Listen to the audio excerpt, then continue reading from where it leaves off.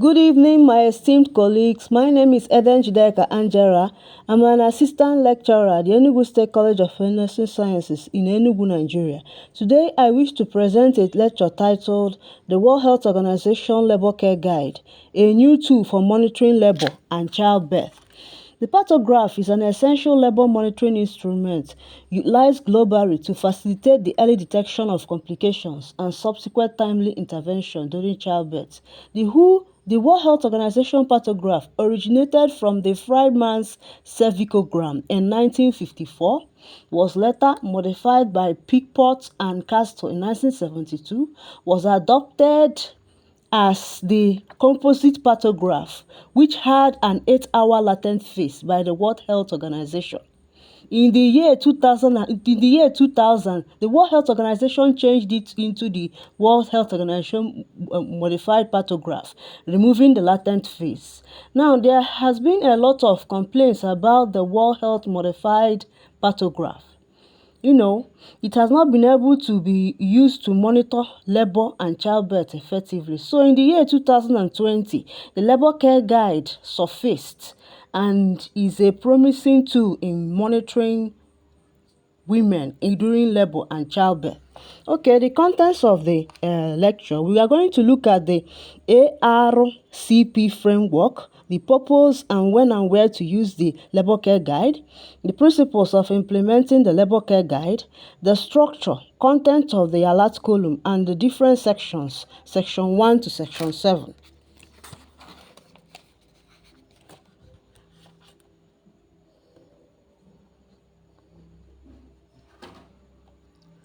The ARCP framework says that you need to assess, while assessing, you should evaluate the well-being of the woman and record it during labor, record meticulously all relevant observations, check reference threshold, compare it with the alert column, whatever you get, compare it with the alert column, and plan the interventions with the woman's input and ensure thorough documentation. Then one of the purposes of the labor care guide is to monitor the well-being of women and babies during labor. The labor care guide is designed to be used for all pregnant women, primarily those with low-risk pregnancies. Labor care guide is intended for use in all health facilities, including primary, secondary, and tertiary care settings.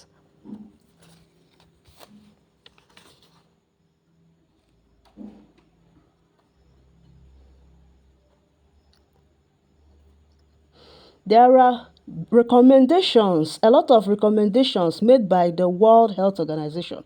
One of them include that there are changes in the definition, duration, assessment, and supportive practices in the first stage, changes in the definition, birth position, management techniques in the second stage, use of uterine drugs, delay in cord clamping, uterine massage, maternal assessment, and discharge practices. There are also changes in the third stage.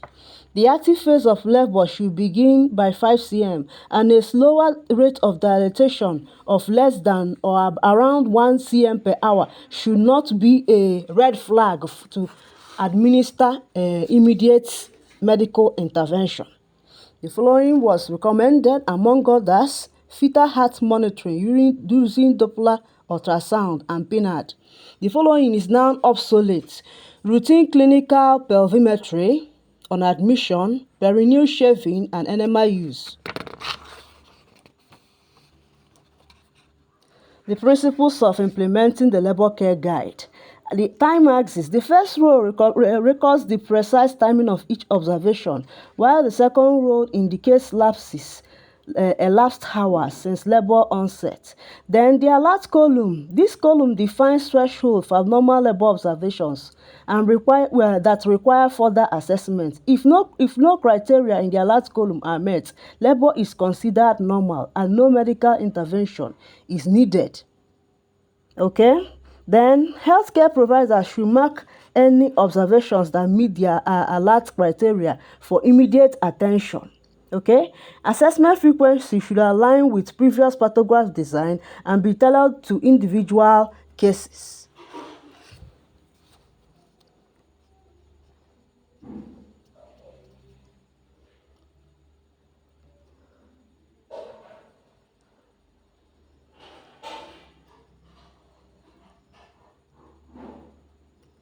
Looking at the assessment frequency of the labor care guide parameters, you have a lot of assessment parameters for the maternal well-being and fetal well-being. One of them is that the fetal heart rate should be monitored continuously every 30 minutes during the active phase of labor.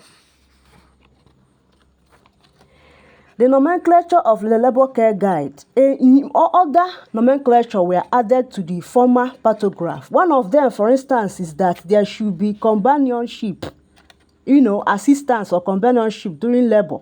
If Y means that the person has a companion, it should be recorded yes. That's Y is yes, N is no, and D means decline.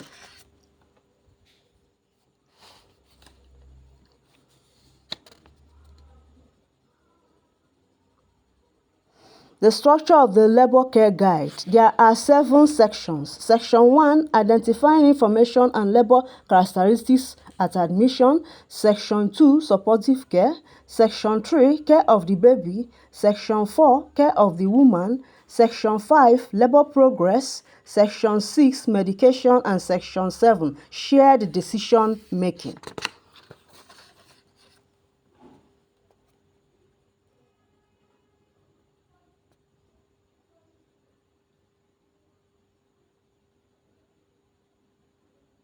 The content of the alert column. There are red flags or extreme the alert column consists of findings that are extremely negative in terms of supportive care, fetal parameters, maternal parameters, and labor progress. One of them is that the midwife should report a molding of 3 pluses or a protein in urine of 2 pluses and above.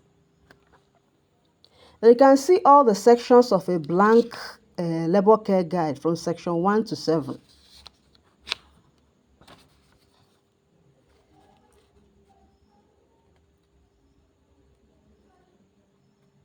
A case scenario of Mrs. A.U. Ike. Mrs. A.U. Ike is a 9-month pregnant parturient or parity gravida 3 para 2 who presented in labor ward of Police of Duty Hospital at Enugu by noon of 1st June 2025. She is 5 cm dilated, vital signs were normal, baseline fetal heart rate was normal, 142 beats per minute. Urine test was nil for protein, glucose and acetone. Uterine contraction was moderately occurred at 3 contractions per second. So how can you monitor her throughout labor using the labor care guide? Okay, this is the section 1 of the labor care guide. Okay, in the person's name, you record the person's name, Mrs. Ike-A-U. Parity 2, labor origin, it is spontaneous. Then you can say ruptured membrane. Because membrane has ruptured, you write the date and time. Okay? Then if the person has any risk factors that is relevant to the labor, you should note it. Or any risk factor in pregnancy, like malaria in pregnancy, you should also note it. Okay, the section 2, you can see the alert column. You can see time and hours, like she came by 12 p.m. So we are going to start from 1, 2, 3. Each hour you write each one until 8 hours. So she delivered after 8 hours of laboring. Okay, in the alert column, if there are no companion, no pain relief, no oral fluids, you record no and report to the doctor. If the woman is assuming any position apart from the one that will make her mobile, either in first stage or second stage of labor, you record supine and secondly with red and report to the doctor. You can see how I reported the section 2 below.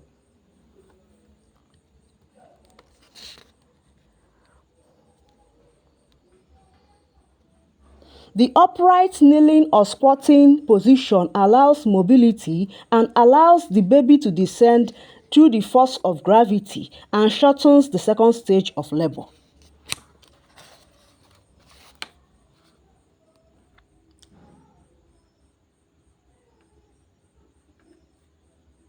You can see the alert content of the alert column for section 3. You can see anything like you have 6 abnormal findings which you should compare with what is in the alert column. One of them is that the fetal heart monitoring should never record a deceleration. Any late deceleration in the fetal heart monitoring is a red flag. Any baseline fetal heart lower than 110 beats per minute is a red flag. You can see the recordings of the section 3 under the one that represents the alert column.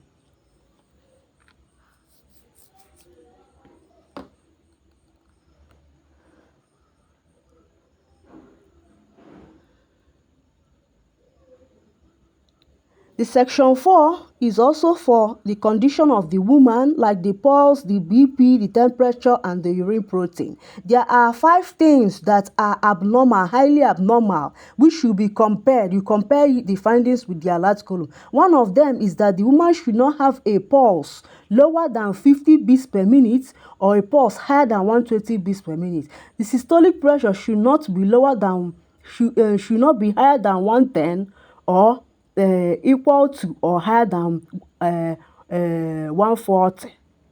No, you shouldn't exceed 140, or the best range is 120/80. Then the diastolic should not be higher than 90 millimeter mercury. Okay, so you can see how I recorded the woman's parameter in the section 4. Okay, the section 5 is the labor progress, where you measure when you record the cervical dilatation with an X and the descent with O. Okay, you can see the contents of the alerts column and you compare your findings with it.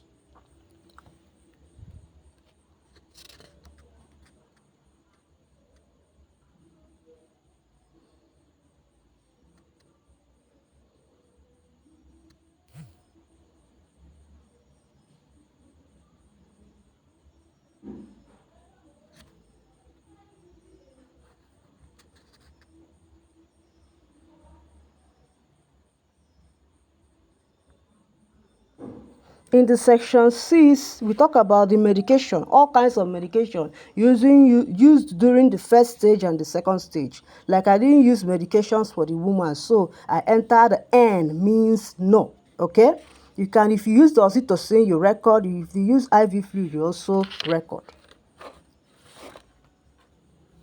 Section 7 is about shared decision making. If there is pain during the labor, you record it in your assessment. If there is normal progress of labor, you record it. And when there is pain, you also record your intervention for the woman.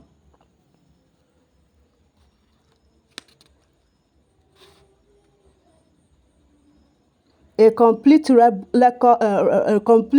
record of Mrs. Auike. You can see the section 1 to section 7 completely recorded.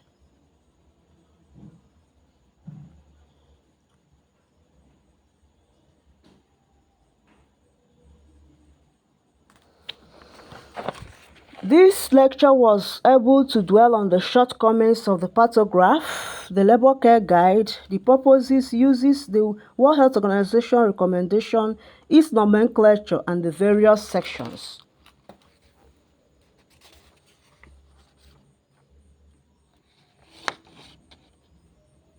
Thank you for listening. I'm looking forward to your questions.